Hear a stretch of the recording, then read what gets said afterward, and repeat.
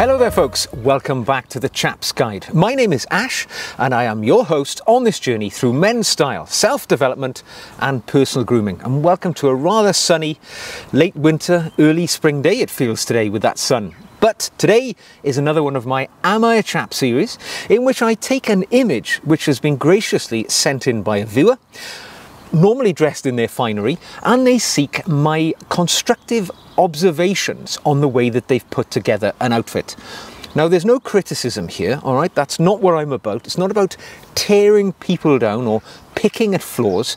This is all about celebrating the excellence of an intentionally well-dressed person who has sent together a curated ensemble of clothing, and we can all perhaps take a few tips, a bit of motivation and a bit of inspiration from it.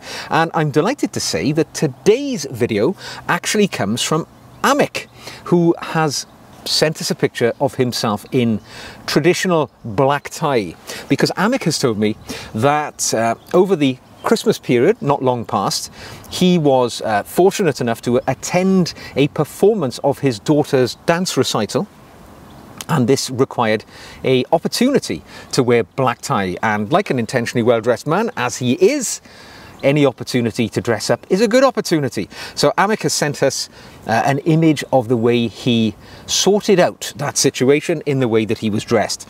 So let us begin from the ground up, as I always do. And Ahmick tells me that everything he is wearing today was manufactured, or made at least, in the United States of America, because he's an American gentleman.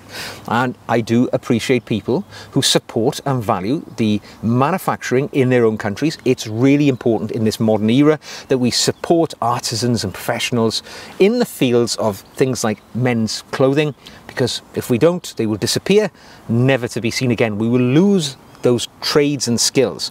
So Ahmick here is wearing a pair of plain toe Oxford shoes, which he got from Alan Edmonds, and he tells me he bought them from eBay for less than half of their full price. Excellent choice. Now he also tells me that he selected these shoes for his black tie ensemble because he's not a fan of patent leather, which would be maybe the first choice most people would have to wear with black tie. Now I know that the purists, the full traditionalists, would say some form of opera pump or velvet slipper would be maybe, you know, the very most formal thing that you wear with black tie. Not in my world. I really haven't seen people wearing those really purist pieces of footwear. You know, it's something which belongs to a bygone era. Patent leather Oxfords, probably the most typical, but if you're being honest and you're being, you know, quite practical, a black sort of hole cut or non-cap toe Oxford, such the way that Ahmick has chosen here, is by far the most sensible. It's a good utility shoe. You can wear it in your daily activities if you tend to wear suits or whatever, but then with a little bit of a polish, bit of a mirror shine, it becomes something entirely acceptable for black tie. So rather than tying up your money in a patent leather shoe, which you may only wear once or twice a year, something like Ahmick has chosen here, which is a plain toe Oxford from Alan Edmonds, good American brand, good solid, good welted shoe. It's a really good choice. And in this instance, it looks great. And the mirror shine, superb. That's what we like to see. Moving up the body, well, we are looking at essentially a full outfit here, aren't we, rather than just the individual parts. And Ahmick has told me that what he is wearing is a double-breasted, shawl-collar, midnight blue tuxedo from the American online bespoke made-to-measure company Articles of Style. And if taken as a whole, I would say this is a really good look for a gentleman. Particularly Ahmick here, who seems to be a man who is of pretty good physical stature, of good height. Clothes always look better if you're in shape and you've got a bit of height to you, unfortunately, if you don't have those attributes yourself. But I think this is a really good ensemble. Looking at midnight blue, you might think, what's all that about? Don't people normally wear black? Well, the midnight blue thing in evening wear goes back, I think, to the Duke of Windsor, or formerly King Edward VIII, who was the king who was only king for about a year before he abdicated. But The midnight blue thing, because he was a really forward, fashion-forward dresser for that era, and on one occasion he decided to go with midnight blue, and it kind of revolutionized the way that other people then saw their dinner jackets or tuxedos in the future. And he was really the trend setter in formal attire for us, and he made midnight blue something which became very acceptable for evening wear, because the color of blue tends to lend maybe a richer, darker color than black, which often loses its inky blackness over a period of time. It fades. The midnight blue became more preferable for many intentionally well-dressed men. Now, what Ahmick has got here, looking at the outfit, nice pair of trousers. Of course, tuxedo trousers will typically have a satin stripe running down the outside seam, just so it ties in with the other satin, which will be present on the upper half of the suit. And in this case, I can see that Ahmick, the break on his trousers is pretty perfect, stopping as it just at the top end of the lacing system on the shoes. Looks good. Can't really see if he's got a good crease in there because, of course, it's rather dark material, but looks damn good. Looking at the upper half of the body now, what we see is an interesting choice. A double-breasted, shawl-collared jacket. Now, I'm a fan of shawl collar. Typically, you will either get shawl collared or peak lapels on your tuxedo or dinner jacket.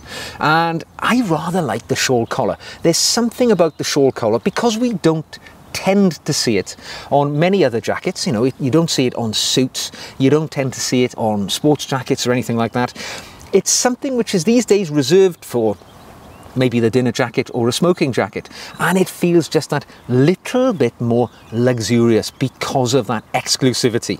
And my own dinner jackets tend to be shawl collared as well, so I love the way it looks. Stylish, elegant as well. Double-breasted. You don't often see many tuxedos in the double-breasted format. Typically, I think, because with a tuxedo, you will often spend most of your time wearing that garment sitting down. All right? You know, you're normally having dinner. It's called a dinner jacket for a reason. And of course, when you sit down, you will undo the garment to allow it to you know, for comfort more than anything else, but also for the jacket to sit well and not pucker around the belly area. With a double-breasted garment, it's a little bit more convoluted to undo and continually undo or do up the jacket, and you know, it perhaps won't sit so naturally when you're undone and you're sitting down quite a lot. So that's, I think, why most people tend away from the double-breasted tuxedo, although I think it's very smart. You often see the royal family in my country, the king and his youngest his son, the Prince of Wales, wearing double-breasted dinner jackets like this, because often they're standing up when they're going into theatres or whatever. It just suits their situation a bit better. But obviously, if you're a strong, powerfully built man, as Ahmick surely is, I think the double-breasted accentuates the qualities of that physique, because it makes the waist look slimmer. It exaggerates the girth of the shoulders. It's a pretty good look here, and it works for Ahmick. And looking at the way the garment is cut, we know he's had it made from Articles of Style, which is now quite a well-esteemed, predominantly online, bespoke and made-to-measure clothier. Originally founded by Canadian Dan Trepanier, I believe his name is, and really cut a bit of a dash in the States when he brought out Articles for Style. So as it's either bespoke or made to measure, I guess, you will see here that it is a good fit. The length of the sleeve is perfect. Just seeing the little hint of the shirt cuff exposed beyond the sleeve edge, I think it looks really, really good. Looking at the details, pocket square, and Ahmick has told me here that he is wearing a white linen pocket square, also purchased from Articles of Style. Classy. And I wouldn't go any further than this with a pocket square when you're going for such a simple look. I mean, it's all you need. That little presidential fold, straight fold, just poking above the pocket, telling the world, you know, you know how to put an outfit together. And I think it looks entirely classy. At the shirt, a white shirt, obviously, it's a dinner shirt. And let me just zoom in on it so I can see. It seems to be a hidden placket shirt, so that means there's a placket hiding the buttons, so it makes it look a bit more sleek, and it tells people it is a dinner shirt. You're not just wearing a typical day-to-day business shirt, you've actually gone out of your way and you've bought a dinner shirt, and that is a Bond formal shirt, also from Articles of Style. Looks great. I do love a good quality dinner shirt. Of course, alternatives that he could have employed here, could have gone for a Marcella shirt, which is you know, the sort of cross weave, which is probably more commonly seen with black tie, certainly in the UK. It sort of plumps up the shirt, gives it a little bit of texture in appearance as well. You could have gone for an embroidered shirt with embroidery down the front. You could have even gone for a rough shirt, you know, the ruffs down the front. I'm not that keen on them, to be honest. That's a bit Austin Powers for the modern era, but something simple, classy and elegant, stylish. Ahmick has knocked it out of the park. And of course, a black tie outfit is not complete without a black tie, and Ahmick here is wearing a nice black tie. And the thing that I immediately love about this, I can tell straight away, because of the non-conformity and the irregularity of this tie, it's a self tie. All right, I do hate to see a wonderful curated outfit such as Ahmick has produced here, which would be ruined if he was wearing a pre-tied or a sort of one of these ties which just goes around the neck on a piece of elastic. It kills the look dead, in my opinion. And a self-tie bow tie is emblematic by the fact that it is non-symmetrical. It looks, you know, somewhat sort of not perfect, and that is what a bow tie should look like. It's your tiny opportunity in your black tie outfit to display a little bit of sprezzatura in the way that you individually tie your bow tie. Now, I know what you're thinking. I've never learned how to do that. I may only tie a bow tie once a year, if that. How would I acquire this skill and maintain it? Don't worry, folks. A bow tie is easier to tie than the bow on your shoelace.